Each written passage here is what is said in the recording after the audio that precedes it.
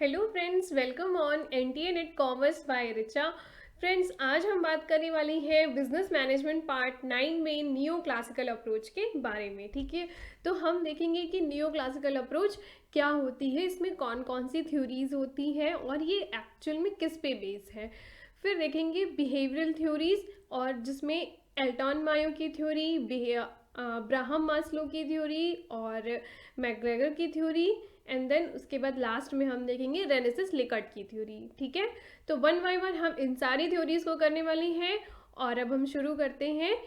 यहाँ पर देखते हैं कि नियो क्लासिकल थ्योरी को किस तरीके से क्लासिफाई किया गया है। तो हमने पहले भी देखा कि नियो क्लासिकल थ्योरी में दो टाइप की थ्योरी होती है। ठीक है, इसमें एक आपका होता है बिहेवियरल थ्योरी होती है और दूसरी आपकी होती है ह्यूमन रिलेशन अप्रोच होती है। ठीक है, तो देखते हैं नियो क्लासिकल थ्योरी क्या है। देखिए, अब तक हमने पढ़ा क्लासिकल थ्योरी। ठीक है, तो क्लासिकल थ्योरी किस पे फोकस थी?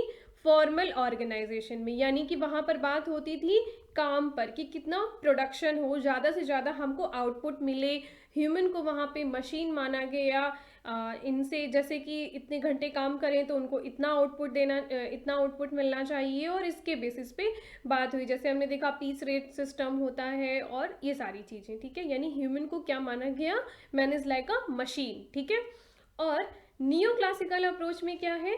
नियो क्लासिकल अप्रोच में इनफॉर्मल ऑर्गेनाइजेशन को इम्पोर्टेंस दी गई। ठीक है, कि इनफॉर्मल ऑर्गेनाइजेशन क्या है, हम इस पर फोकस करेंगे। New classical theory emphasise on human relation. ठीक है, यानी कि यहाँ पर इंसान को इंसान समझा गया। पहली बार ऐसा मैनेजमेंट में थ्योरी आई जो कि इंसान को इंसान समझा गया। इसके पहले क्या समझते थे? इंसान को मशीन समझा जाता था। ठीक है, और इस थ्योरी के मेन फीचर्स कौन कौन से हैं? इंडिविजुअल पे ध्यान देना है, वर्क ग्रुप पे ध्यान देना है, और पार्टिसिपेशन। यानी कि नियो क्लासिकल जो अप्रोच है वो आपकी बेस्ड होगी नियो इंडिविजुअल पे, ठीक है, वर्क ग्रुप पे और पार्टिसिपेटरी मैनेजमेंट पे। ठीक है, तो देखते हैं क्या है neo classical principle of neo classical approach. इसमें क्या है? इंडिविजुअल। इंडिविजुअल का मतलब क्या हुआ कि मैन जो है, man is not a mechanical tool. इंसान जो है वो क्या है? कोई मैकेनिकल टूल नहीं है, कोई मशीन नहीं है। ठीक है, और हर इंसान जो है, जो भी पर्सन है, everyone is differ from each other. हर कोई एक दूसरे से अलग है। ठीक है, हर किसी के काम करने का तरीका अलग हो सकता है, सोचने का तरीका अलग होता है। तो क्या हुआ? हर इंसान अपने आप में अलग है, and he should be recognise as interacting with social and economic factor.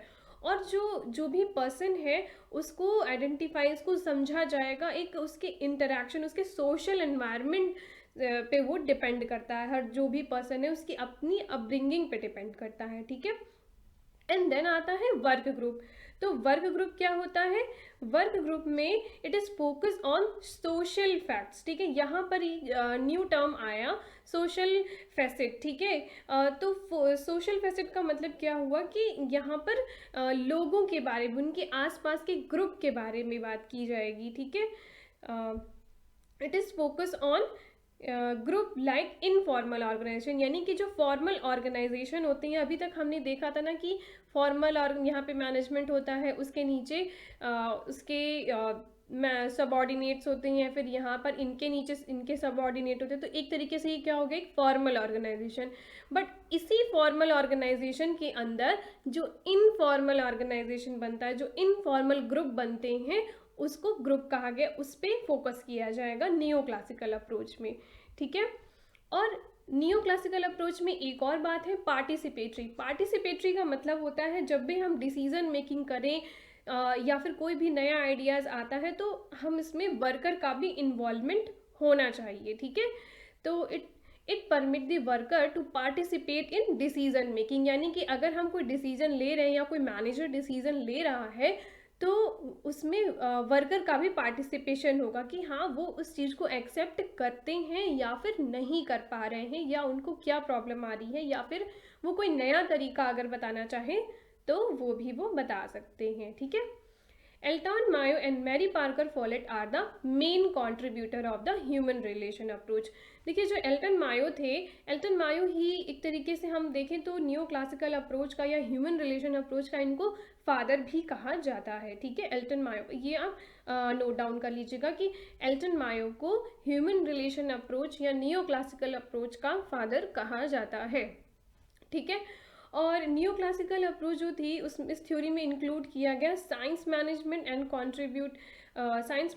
The main contributor थे यहाँ पे अब्राहम मास्लो। और इसके आगे हम ये भी देखेंगे कि अब्राहम मास्लो ने भी थ्योरी बताई जो कि कुछ ना कुछ ह्यूमन रिलेशन से ही अप्रोच करती है, और मैकग्रेगर ने बताई एंड चेस्टर बर्नार्ड ने।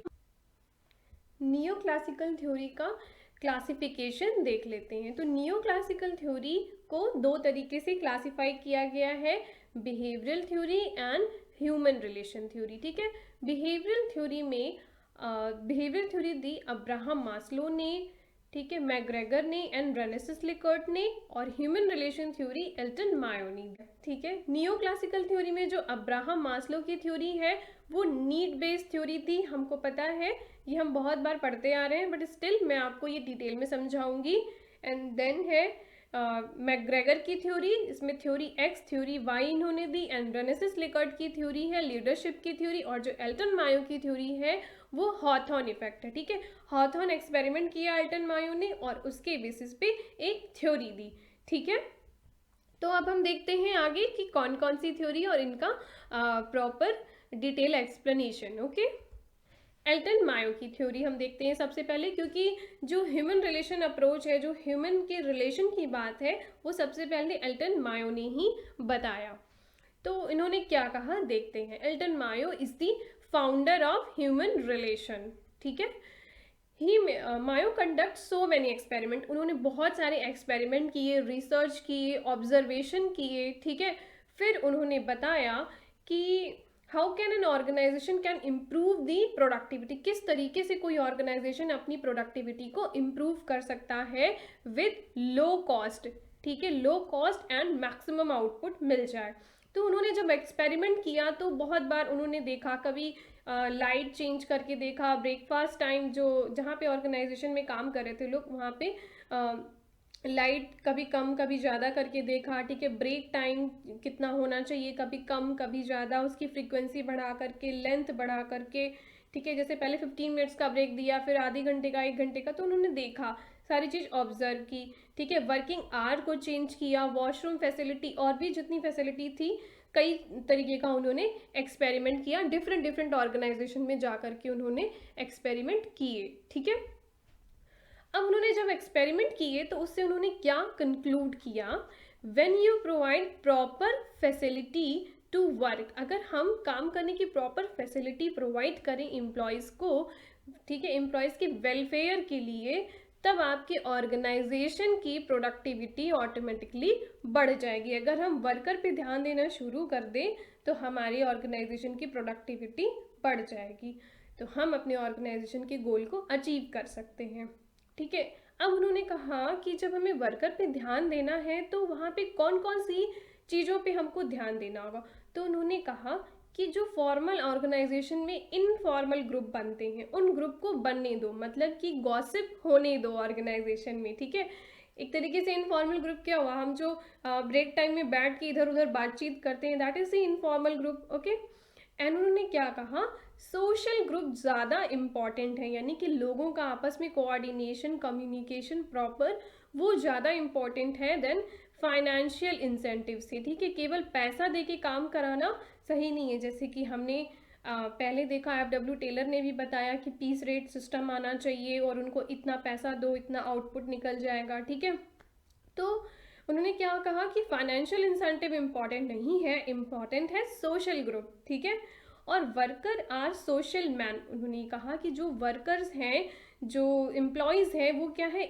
एक ह्यूमन है। ठीक है, वो सोशल मैन है, वो रैशनल नहीं है, वो रैशनली नहीं सोचते हैं, वो सोशल मैन है, सोशली काम करते हैं। ठीक है, और उन्होंने इंडिविजुअल की बजाय ग्रुप एक्टिविटी पे काम करने के लिए कहा कि ग्रुप एक्टिविटी ऑर्गेनाइजेशन के गोल को जल्दी अचीव कर सकती है। फिर उन्होंने बात की social and psychological factor rather than physical condition. उन्होंने कहा कि इवन सोशल फैक्टर इतना ज़्यादा इम्पॉर्टेंट है कि फिजिकल फैक्टर उतने इम्पॉर्टेंट नहीं है ऑर्गेनाइजेशन में, ठीक है। यानी ऑर्गेनाइजेशन की बहुत ज़्यादा फैसिलिटी और ये इतना इम्पॉर्टेंट नहीं है, जबकि वहाँ का हेल्दी एनवायरनमेंट होना चाहिए, कम्युनिकेटिव एनवायरनमेंट होना चाहिए, वो ज़्यादा इम्पॉर्टेंट है। अब देखते हैं बिहेवियरल थ्योरी। तो बिहेवियरल थ्योरी क्या हुई? Behavioural theory behavioural movement regarded as a further refinement of human relation movement, ठीक है। यानी कि अभी तक हम क्या देख रहे थे? ह्यूमन रिलेशन की थ्योरी देख रहे थे। ह्यूमन रिलेशन हमने देखा कि किस तरीके से एक ह्यूमन इंपॉर्टेंट है ऑर्गेनाइजेशन में, उनका कम्युनिकेशन, ठीक है। अब देखते हैं बिहेवियरल थ्योरी। तो जो बिहेवियरल थ्योरी है वो ह्यूमन रिलेशन के बेसिस पे ही इसको बनाया गया है, बट ये थोड़ा सा उससे वाइडर कॉन्सेप्ट है, ठीक है। It applies scientific vision to human relation theory. इन्होंने कहा कि जो ह्यूमन रिलेशन है, यानी कि जहाँ पे गॉसिप होती है और ह्यूमन को ह्यूमन समझा जाए, उसमें हम कुछ साइंटिफिक फैक्टर को इन्वॉल्व कर देते हैं, ठीक है। जैसे कि कौन कौन से factor? Psychology, sociology and anthropology. तो साइकोलॉजी क्या हुआ? जब इंडिविजुअल के बारे में बात किया जाए, ठीक है, साइकोलॉजिकली। एंड सोशियोलॉजी जब ग्रुप के बारे में बात किया जाए। एंड एंथ्रोपोलॉजी का मतलब क्या हुआ कि ग्रुप के बारे में बात करें और साथ ही साथ सिंगल पर्सन एक ग्रुप में किस तरीके से बिहेव करता है उसको भी देखा जाए, ठीक है। That is the anthropology, study of human behaviour and individual and member of group, ठीक है। अब बिहेवियरल अप्रोच किस बात पे भरोसा करती है? बिहेवियरल अप्रोच कहती है कि organisation is a social, economic and technical system, ठीक है। यानी कि पहले हमने देखा कि केवल सोशल इकोनॉमिक की बात की गई, बट बिहेवियर ने कहा कि सोशल के साथ ही साथ हमको टेक्निकल पे भी भरोसा करना है, टेक्निकल को भी ध्यान में रखना है, ठीक है।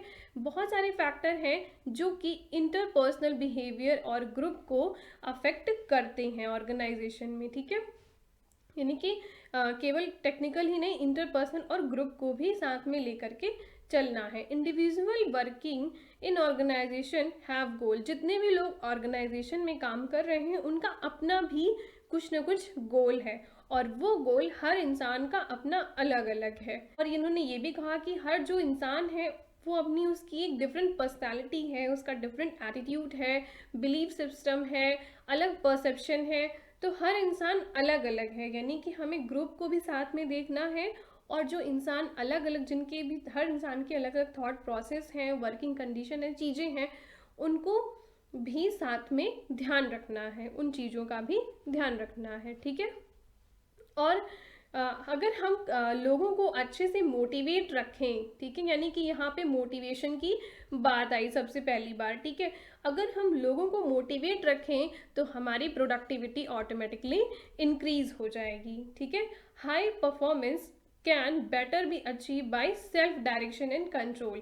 अगर लोग खुद को ही एक सेल्फ डायरेक्टिव रखेंगे, खुद को ही कंट्रोल में रखेंगे या खुद ही मोटिवेट रहेंगे, तो ऑटोमेटिकली ऑर्गेनाइजेशन की आउटपुट या उसकी प्रोडक्टिविटी इंक्रीज हो जाएगी, ठीक है।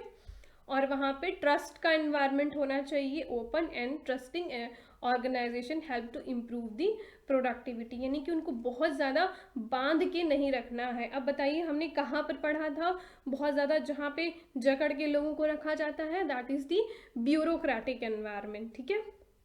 अब हम देखते हैं बिहेवियरल थ्योरी के 5 प्रिंसिपल, ठीक है।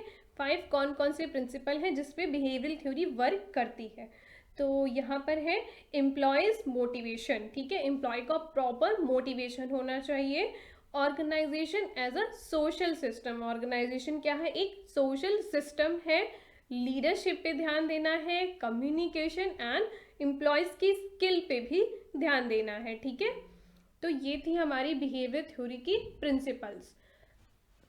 अब हम देखते हैं अब्राहम मास्लो की 5 नीड हायरार्की थ्योरी, ठीक है, जो कि मोटिवेशनल थ्योरी भी है एक तरीके से। तो इन्होंने जो सबसे पहली थ्योरी, इसमें जो सबसे पहली नीड आती है वो है नीड हमारी फिजियोलॉजिकल नीड, ठीक है।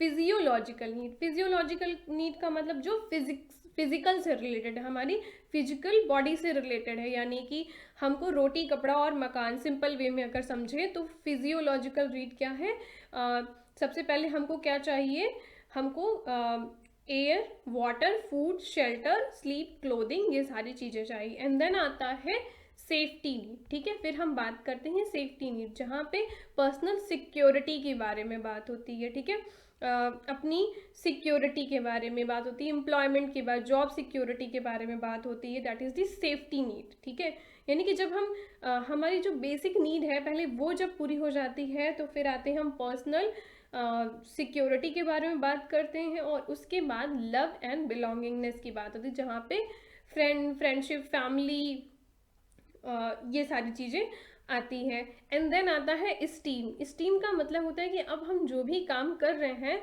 उसका हमको रिस्पेक्ट मिलना चाहिए, रिकॉग्निशन मिलना चाहिए, स्ट्रेंथ, फ्रीडम, ये सारी चीज़ें आती है। ठीक है, और उसके बाद आ जाता है लास्ट में सेल्फ एक्चुअलाइजेशन। जब जब हमारी सारी नीड पूरी हो जाती है, ठीक है, मोक्ष की प्राप्ति जब हमको होती है, that is the self actualisation.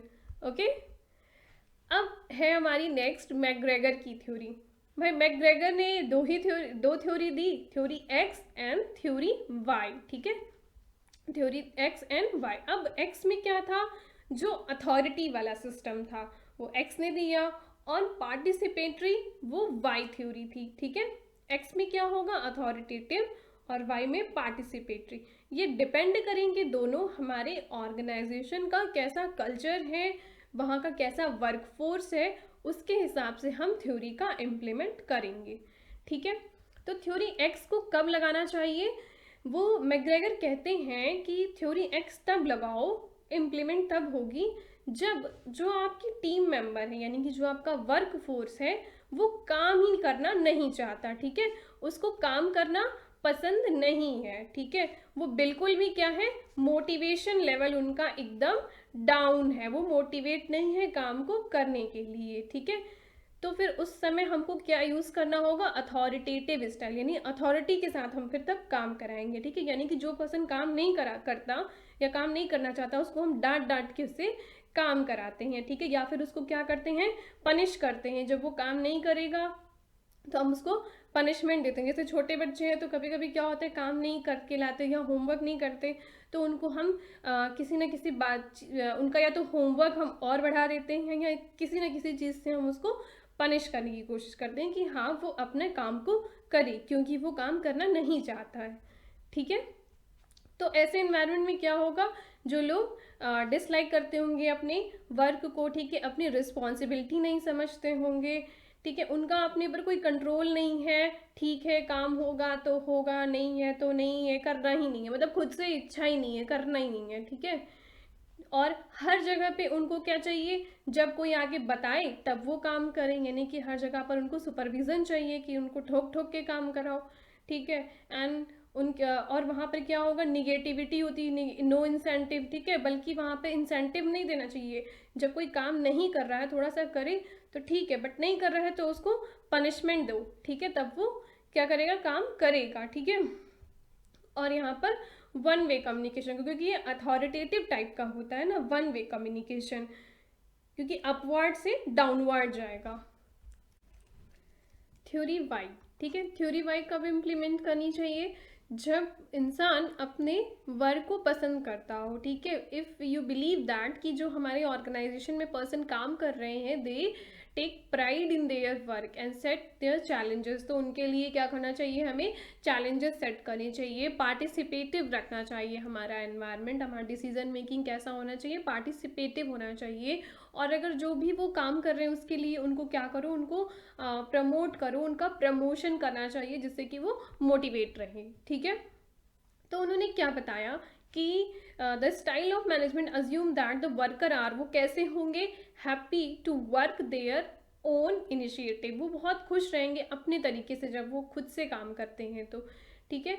More involvement in decision making, वहाँ पे क्या करो, उनका पार्टिसिपेशन करो डिसीजन मेकिंग में, ठीक है। Self motivated to complete their task, ठीक है, वो खुद से ही इतने मोटिवेटेड होंगे कि अपना काम खुद से करना चाहेंगे, ठीक है। इंजॉइंग देयर ओनरशिप, अपनी ओनरशिप को इंजॉय करेंगे वो, ठीक है। Seek and accept the responsibility, वो रिस्पॉन्सिबिलिटी को एक्सेप्ट करना उनको अच्छा लगता होगा, ठीक है। View work as fulfil and challenging, उनको ऐसे काम दो जो कि काम हो उसमें और थोड़ा चैलेंज भी हो, साथ ही साथ वो जो भी प्रॉब्लम आए ऑर्गेनाइजेशन में उसको बहुत ही अच्छे तरीके से एक इनोवेटिव आइडिया से उसको सॉल्व करें। एंड टू वे कम्युनिकेशन, यहाँ पे कम्युनिकेशन कैसा होगा, टॉप टू डाउन भी होगा और डाउन टू अप भी होगा, ओके। एंड अब हम देखते हैं हमारी last behavioural theory, Rensis Likert की थ्योरी, ठीक है। रेनेसिस लिकर्ट ने क्या बताया, he conduct the research in the field of leadership, उन्होंने लीडरशिप के फील्ड में रिसर्च की और उन्होंने क्लासिफाई किया 4 कैटेगरी को उन्होंने बताया। तो उन्होंने क्या बताया, वहाँ पर जो लोग होते हैं या तो एक्सप्लॉयटेटिव ऑटोक्रेटिव होते हैं, बेनिवोलेंट होते हैं, पार्टिसिपेटिव होते हैं या फिर डेमोक्रेटिक होते हैं, ठीक है। अब ये क्या है, इन्होंने कहा traditional job oriented supervision was cause of low productivity, जो पहले लोग थे उनका जो सुपरविजन ही था, सुपरविजन का जो स्टाइल था, जो मैनेजमेंट की जो पहले स्टाइल थी, कि वही कारण था जिसकी वजह से लो प्रोडक्टिविटी होती थी, ठीक है। यानी कि मैनेजर खुद ही कारण थे लो प्रोडक्टिविटी का। अब प्रोडक्टिविटी अगर इंक्रीज करनी है तो वहाँ पर मैनेजमेंट कैसा रखो, जो मैनेजमेंट होना चाहिए वो हमारा पार्टिसिपेटिव होना चाहिए, ठीक है। पार्टिसिपेटिव मैनेजमेंट होगा तो अपने आप ही प्रोडक्टिविटी इंक्रीज हो जाएगी। फिर रेनेसिस लिकर्ट ने इन्वेंट किया means of measuring response of सर्वे, उन्होंने जब रिसर्च किया तो उस रिसर्च में उन्होंने पाया कि रिस्पॉन्स कैसे किया जाए, इस कैसे लोगों का रिस्पॉन्स को रिकॉर्ड किया जाए, ठीक है। अपने रिसर्च के द्वारा उन्होंने एक स्केल डेवलप की, ठीक है। उस स्केल से हम बता सके, लोगों के रिस्पॉन्स को जज कर सकें, एक तरीके से उसको क्वांटिफाई कर सकें, ठीक है। He shows that asking respond place of themselves on the scale like dislike, उन्होंने कहा है कि स्केल जो बनाई उसमें हम जज कर सकें कि काम को लोग पसंद कर रहे हैं, ना पसंद कर रहे हैं या फिर न्यूट्रल है, मिड पॉइंट में उन्होंने न्यूट्रल रखा। देखते हैं किस तरीके से, देखिए जैसे आजकल हम देखते हैं ना कि हमें रेटिंग करने का ऑप्शन देते हैं, तो इट इज़ लाइक दैट, ठीक है, कि ये रेनेसिस लिकर्ट ने ही इस फॉर्मूले को बनाया था, इस स्केल को बनाया था, ठीक है। यानी कि जो जब बिल्कुल भी पसंद नहीं कर रहे हैं, डिसलाइक कर रहे हैं, तो हम 1 स्टार दे देते हैं। बहुत अच्छा लगता है हमें किसी का बिहेवियर या जो भी चीज़ को हम रेटिंग करना चाहते हैं तो हम 5 पॉइंट दे देते हैं। कुछ नहीं समझ आया, कुछ भी ठीक ठीक ओके ओके है, then it is neutral point. तो ये जो स्केल थी ये रेनेसिस लिकर्ट ने बनाई थी और मे बी एग्जाम में भी क्वेश्चन पूछ सकता है आपसे। अब हम देख लेते हैं ह्यूमन रिलेशन और बिहेवियरल अप्रोच में क्या डिफरेंस है, ठीक है। तो ह्यूमन रिलेशन क्या था, ये इंडिविजुअल पे काम करता था और जो बिहेवियरल अप्रोच है वो हमारा ग्रुप वर्क पे ध्यान देता था। यहाँ पे इंटरपर्सनल रिलेशन की बात हुई और यहाँ पर ग्रुप रिलेशन की बात की गई। यहाँ पर मैन को क्या कहा गया, man are the social man, जबकि यहाँ पर बोला गया कि जो वर्कर हैं वो सेल्फ एक्चुअलाइजेशन के लिए काम करते हैं, ठीक है। स्टेप बाय स्टेप वो अपने सेल्फ एक्चुअलाइजेशन स्टेज पे आने के लिए काम करते हैं।